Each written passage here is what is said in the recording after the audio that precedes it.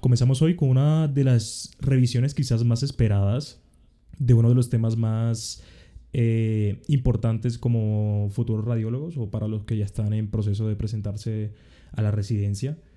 Es un tema bastante común y es quizás una de las causas de mortalidad más frecuentes en el mundo. Entonces, espero que les guste mucho la revisión. Y nada, comenzamos. Buenas noches a todos, ¿me escuchan bien? Bueno, gracias. Entonces, en primera instancia, pues agradecerles a todos ustedes por su presencia en esta revisión de nuestro semillero. La noche de hoy estamos a cargo mi compañera Camila Baena y quien les habla Lina Daza. Somos estudiantes de medicina de sexto semestre y el tema a tratar hoy es accidente cerebrovascular y otros trastornos vasculares.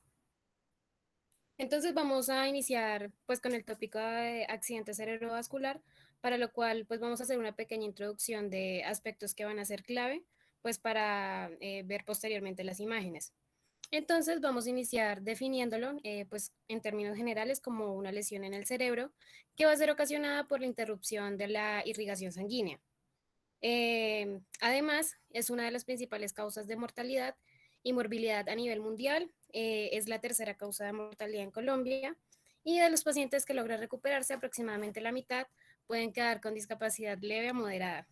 Entonces, el accidente cerebrovascular lo vamos a clasificar de dos formas. La primera va a ser como isquémico y esta a su vez se puede, pues corresponde, bien sea un infarto del encéfalo, de la médula espinal o de la retina. Y pues dependiendo de la literatura que se revise, abarca del 70 al 90% de los casos de ACV. Y la otra forma de clasificarlo es hemorrágico, que a su vez puede ser intracerebral o subaracnoideo. Entonces ahora vamos a hablar un poco de los factores de riesgo. Estos pueden ser pues modificables y no modificables. Entonces, entre los modificables tenemos la hipertensión arterial, que pues va a ser como más contundente cuando las cifras son mayores a 160-90. La diabetes mellitus, especialmente la tipo 2, sobre todo en mayores de 65 años y mujeres. Y la fibrilación auricular, en cuyo caso pues el riesgo puede disminuir un poco si se están usando anticoagulantes. Y en los no modificables tenemos el sexo masculino, la susceptibilidad genética y la edad. Entonces pues a mayor edad, mayor riesgo. Hablando un poco pues de la fisiopatología del accidente cerebrovascular, entonces debemos tener en cuenta que el encéfalo necesita un aporte constante de oxígeno. Por esto, pues el flujo sanguíneo cerebral se define como la presión de perfusión cerebral sobre la resistencia cerebrovascular. Entonces, para que el flujo se mantenga estable, aproximadamente en unos valores de 60-70 milímetros por cada 100 gramos de tejido por minuto, hay ciertos mecanismos de autorregulación que van a ser la vasodilatación o la vasoconstricción. Y pues entonces en cuanto a las alteraciones, tenemos que si el flujo sobrepasa los límites normales, pues ese exceso puede provocar la ruptura de los vasos y por ende un ataque cerebrovascular hemorrágico. Y por el contrario, si el flujo se cae, pues la ausencia de flujo y pues de aporte de oxígeno puede llevar a un ataque cerebrovascular isquémico. Entonces, el accidente cerebrovascular isquémico básicamente se va a tener lo que es el core isquémico, que es un tejido que pues ya no se puede recuperar porque el flujo es menor a 10 mililitros por cada 100 gramos de tejido por minuto. Y a su alrededor va a haber un área que se conoce como el área de penumbra, que podemos ver en la imagen, que es un área que aunque tiene un bajo aporte de oxígeno, cuando se restaura el flujo, se puede recuperar el tejido, pues como se puede ver en la imagen. Y es por esto que el factor tiempo es muy importante para lograr salvar el tejido y pues de ahí viene la frase conocida de tiempo de cerebro. En cuanto a las causas, las podemos dividir básicamente en tres, entonces pueden ser arteriales como la aterosclerosis o la vasculitis, cardíacas como la fibrilación auricular o el foramen oval permeable y hematológicas como coagulopatías. Ahora, hablando un poco de la vascularización del encéfalo, entonces esta se va a lograr pues a nivel general para el sistema arterial anterior y el sistema arterial posterior. El anterior lo vamos a tener dado por las carótidas, las cuales van a dar la arteria cerebral anterior y la arteria cerebral media. Y el sistema posterior o sistema vertebrovascular da finalmente la arteria cerebral posterior. Entonces en la imagen tenemos en rojo los territorios que irriga la arteria cerebral anterior y pues estos básicamente son la representación motora y sensitiva de los miembros inferiores, el área motora suplementaria y el cíngulo.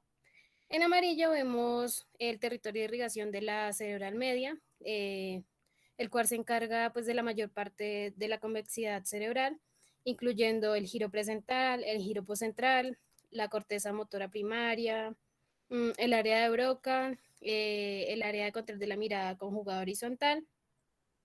Y en verde tenemos la cerebral posterior, que bueno, está relacionada con la región medial y basal del lóbulo occipital y la corteza temporal visual primaria alrededor de la cisura calcarina. Entonces, según lo anterior, los síndromes vasculares los vamos a clasificar en anteriores, en posteriores y en lacunares cuando son de pequeños vasos. Entonces, pues, respecto al sitio de irrigación, va a estar relacionada la presentación clínica y pues por ende los síntomas. Bueno, en cuanto al manejo, hay algo que se conoce como el código del accidente cerebrovascular, que tiene como 5 aspectos. La historia clínica, en la que es muy importante establecer la hora cero, es decir, pues la hora en que iniciaron los síntomas. Y esto, en la historia clínica además se puede determinar la presencia de posibles contraindicaciones para terapia trombolítica. El segundo aspecto es la escala de NIS, que la tenemos ahí en la imagen, que es una valoración cuantitativa del déficit causado por el accidente cerebrovascular. Es una escala que tiene 11 características clínicas a evaluar, va de 0 a 42 puntos y puede ser realizada tanto por médicos especialistas como no especialistas e incluso personal de la salud no médico. La importancia de esta es que valores entre 4 y 25 nos van a indicar la necesidad de, pues, de tratamiento de revascularización y pues valoran cuantitativamente el déficit que se ha causado. Entre los otros aspectos está pues la glucometría, la presión arterial y la tomografía computarizada simple de cráneo. En cuanto, entrando bueno ya en materia en relación a las imágenes que se utilizan en el accidente cerebrovascular, pues la principal es la tomografía computarizada simple no contrastada y pues si hay la posibilidad se puede usar también resonancia magnética nuclear, angiografía por tomografía computarizada, perfusión por tomografía computarizada, angiografía por resonancia magnética y perfusión por resonancia magnética.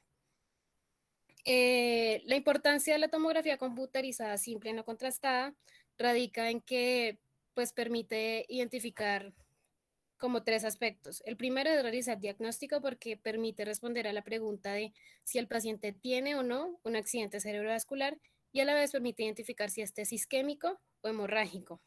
Ayuda también en el pronóstico porque nos va a determinar el tamaño de la lesión y pues dependiendo de esto se puede dar un buen o un mal pronóstico. Y también ayuda en el tratamiento, pero pues en esto no pues vamos a indagar en esta charla. Además, tiene otros beneficios comparado, digamos, con la resonancia magnética y es que tiene menor costo, tiene mayor disponibilidad, la adquisición de la imagen se da en menor tiempo y se puede decir que tiene una ausencia relativa de contraindicaciones. Entonces, respecto a lo que decíamos de que permite determinar si la lesión es isquémica o hemorrágica, entonces pues tenemos las imágenes que podemos ver ahí. En la imagen A podemos ver una lesión que es hipodensa, que va a corresponder a una lesión isquémica en el hemisferio izquierdo. Y por el contrario, en la imagen B vemos una lesión hemorrágica, que pues en este caso corresponde a una hemorragia intraparenquimatosa con extensión al espacio subaracnoideo. Ahora vamos a explicar por qué una lesión isquémica se va a ver hipodensa. Esto se debe a pues, lo que habíamos hablado ya un poco sobre el core isquémico. Entonces, lo que ocurre es que las neuronas van a empezar a acumular cationes como sodio y calcio en el interior de la célula y esto provoca pues un desplazamiento de agua desde el espacio extracelular hacia el intracelular y pues esto se puede traducir como un edema intracelular. Básicamente esto pues es lo que explica que ese tipo de lesiones se vean hipodensas.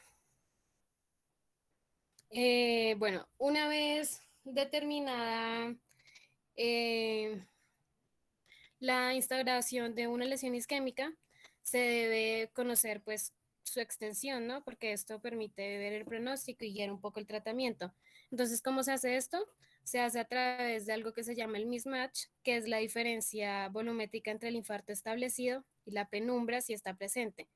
Entonces, esto, pues como he explicado de una forma más fácil, es básicamente mostrar la diferencia entre el core isquémico y la zona de penumbra, o sea, el área infartada y el área que se puede rescatar, lo cual se puede determinar a través de una tomografía computarizada, incluso una resonancia magnética, por medio, pues a través de dos métodos. El primero es la regla del tercio de la arteria cerebral media, pero esto no es tan objetivo y por ende se usa más lo que se llama, lo que se conoce como el ASPEX, que lo que hace es pues como evaluar, o sea, divide los territorios de la cerebral media en 10. Tenemos 6 corticales, 3 subcorticales y la ínsula. Y estos a su vez se van a dividir según el nivel que están. Entonces, si están a nivel ganglionar, como podemos ver en la imagen, pues ahí están M1, M2, M3, la ínsula y las estructuras subcorticales como el núcleo caudado, el núcleo lenticular y la cápsula, que están pues ahí señalados con las iniciales. Y la otra forma de dividirlos, según el nivel, pues es si están en el nivel subganglionar, que son M4, M5 y M6. Lo que se hace en el ASPEX es buscar una hipodensidad o pérdida de la diferenciación de la sustancia gris y blanca en cada una de estas zonas. Y a medida que hay cambio, se resta un punto. Entonces, entre menos puntos, más grave va a ser la lesión. Ahora vamos a ver un poco algunos de los signos tempranos de accidente cerebrovascular en una tomografía computarizada simple. El primero que les vamos a presentar es conocido como el signo de la arteria cerebral media hiperdensa, que también es, pues representa un trombo arterial, es el signo más temprano de trombosis cerebral y puede dar falsos positivos cuando hay elevación del hematocrito, por ejemplo, en estados de deshidratación, o falsos negativos en cortes gruesos. También tenemos la hipodensidad gangliobasal, que pues la tenemos señalada con el círculo rojo y representa un edema citotóxico. Esto pues va a ser secundario a la hipoperfusión y lo ideal es compararlo con el lado contralateral. El siguiente que les vamos a mostrar se conoce como el signo del ribete insular y corresponde a una pérdida de la diferenciación de la corteza insular por edema. También se puede encontrar el borramiento de los surcos de la convexidad, que pues como hemos nombrado en casi todos son secundarios a edema y pues lo ideal siempre es compararlos con el lado contralateral. Tenemos también el signo de desviación de la mirada conjugada, que se va a dar por lo que es una lesión del centro de control de la mirada conjugada del lóbulo frontal. Entonces podemos ver que está desviada hacia la izquierda. Y ya por último, otro de los signos tempranos es la pérdida de la interfase de la sustancia gris y la sustancia blanca. O sea, en la imagen podemos ver que casi no se pueden diferenciar. Ahora, pues hablando un poco sobre la resonancia magnética, eh, vamos a presentar esta imagen. Entonces, en esta hay dos escenarios. Arriba tenemos un mismatch y abajo no hay. Entonces, también podemos ver tres secuencias. La primera es una secuencia de difusión en la que la lesión va a aparecer de inmediato. La segunda es una secuencia flare en la que la lesión aparece a las 4 horas Y finalmente tenemos una tomografía simple en la que la lesión aparece a las 6 horas. Entonces, en la parte de arriba podemos ver una lesión instaurada en el hemisferio derecho. Se ve que hay restricción pues, de la difusión, pero la lesión no aparece en las otras dos secuencias. Entonces, esto nos hace pensar que es una lesión que tiene menos de 4 horas. En cambio, abajo, pues por la aparición de la lesión, podemos deducir que tiene al menos 4 horas, pero menos de 6, porque no la podemos ver eh, en la tomografía computarizada. Ahora leemos un poco sobre los usos de la geografía por tomografía computarizada. Este ayuda a determinar principalmente la presencia, localización y característica del trombo, definir la lesión del vaso, definir si la lesión es proximal o distal, determinar la naturaleza del trombo, es decir, este puede originarse ahí mismo o en otro sitio y viajar en forma de émbolo. Y además ayuda para la evaluación de las arterias colaterales. En esta imagen podemos observar el imagen A, carótidas comunes que se encuentran permeables sin defectos de llenamiento, mientras que en la imagen de la derecha se puede identificar el sitio de oclusión arterial localizado en el origen de la arteria carótida interna derecha, que es la señalada con círculo rojo, y la contralateral que se encuentra permeable, que es en el círculo azul. Para la geografía cerebral, esta se realiza mediante la administración de medio de contraste, el cual permite evaluar el sitio de oclusión y la presencia de reperfusión posterior a trombólisis intraarterial, la disrupción mecánica del coágulo o una trombectomía.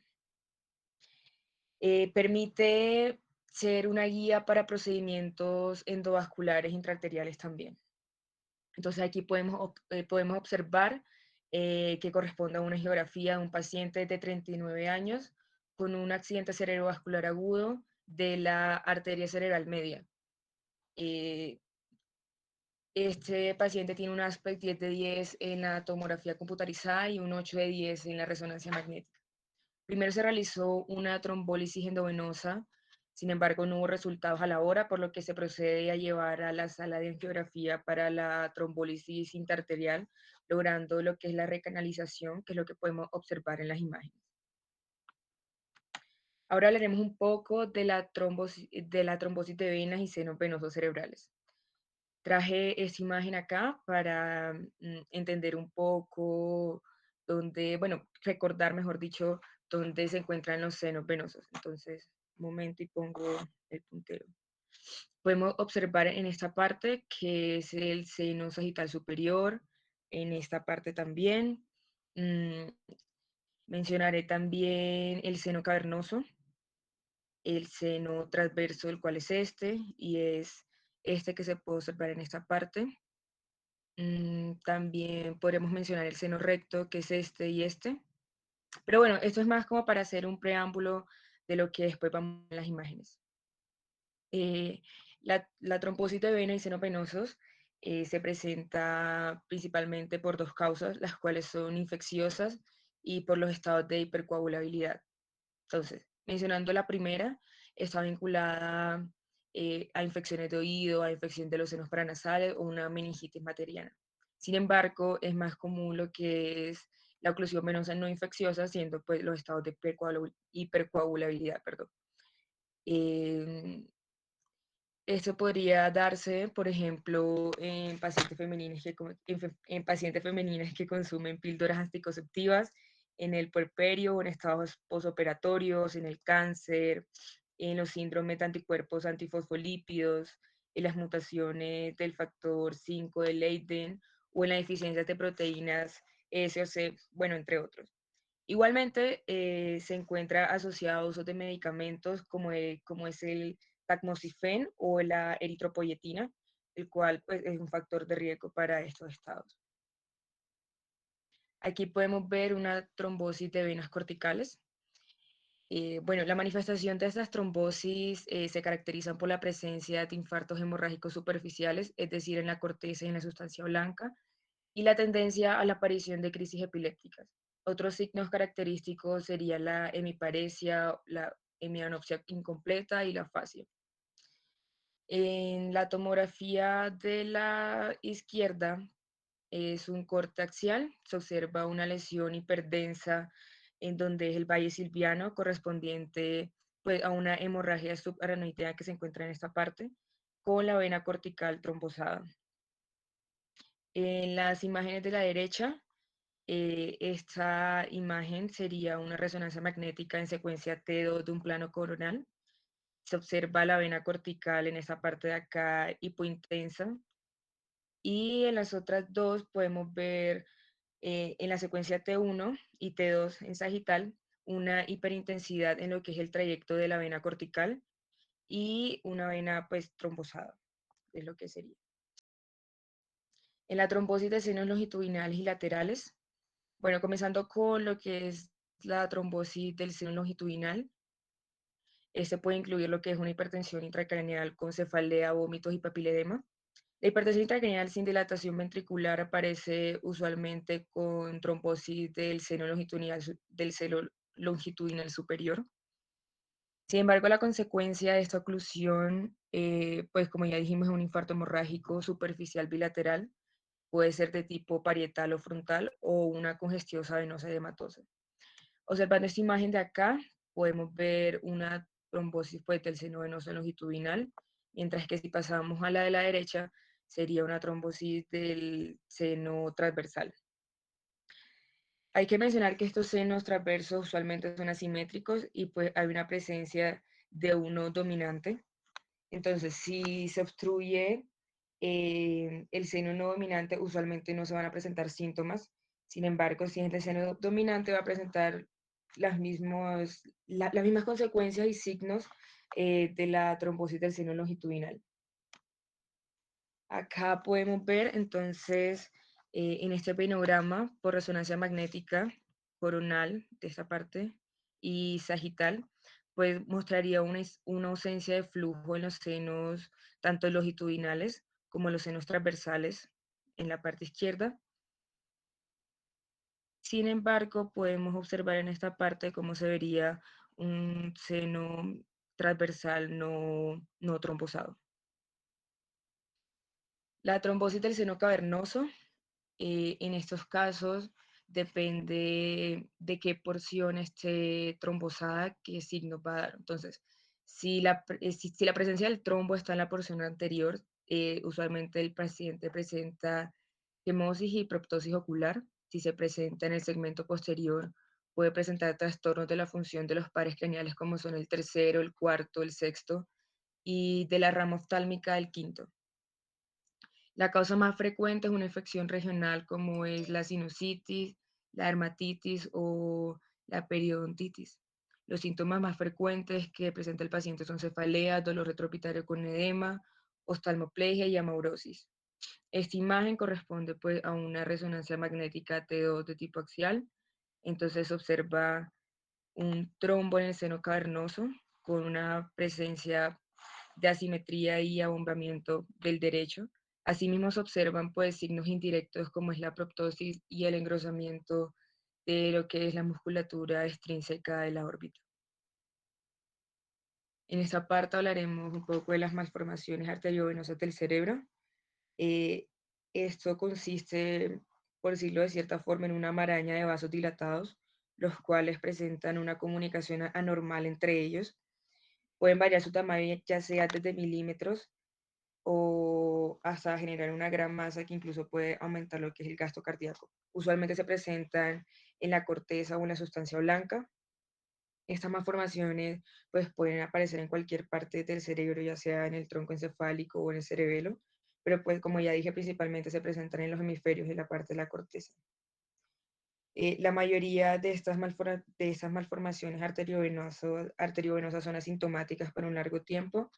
Se presentan signos y síntomas alrededor de los 10 a los 30 años, la cual suele ser una hemorragia cerebral subaranoidea. En la imagen superior de la izquierda podemos observar una resonancia magnética de una alteración, de una malformación arteriovenosa en el lóbulo parietal izquierdo, esta parte de acá. En la superior derecha ya sería una geografía por tomografía computarizada, en la que observamos con contraste los vasos anormales en todo el hemisferio izquierdo. Esta malformación, pues como podemos observar, recibe sangre de la arteria cerebral media izquierda. Las dos imágenes de la parte inferior es más para mostrar el llenado anormal de estas venas dilatadas. En la fístula arteriovenosa dural, las arterias y venas anormales están contenidas en lo que es la capa de la dura madre y la lesión recibe sangre de los vasos durales provenientes de la circulación craneal interna. Esta angiografía acá muestra la fístula arteriovenosa, la cual es esta, del seno transverso derecho, el cual presenta un flujo retrógrado, el cual se puede observar en esta parte de la vena cortical. Para terminar, vamos a mencionar rápidamente los que son las malformaciones cavernosas. Estas están compuestas por cúmulos de venas, las cuales tienen una pared muy fina, no presentan arterias nutricias importantes y tienen escaso o nulo tejido nervioso entre ellos. Entonces, podemos observar una malformación cavernosa en el lóbulo parietal derecho, esta parte de acá, mientras que en la imagen izquierda podemos ver mejor lo que es la lesión redondeada. Está dado por sus conductos vasculares, los cuales se encuentran muy juntos, sin que exista, como ya dije, tejido cerebral normal. Podemos ver entonces una lesión hipointensa con productos hemáticos. Bueno, eso es todo lo que tenemos para decir hoy. Muchísimas gracias por su atención.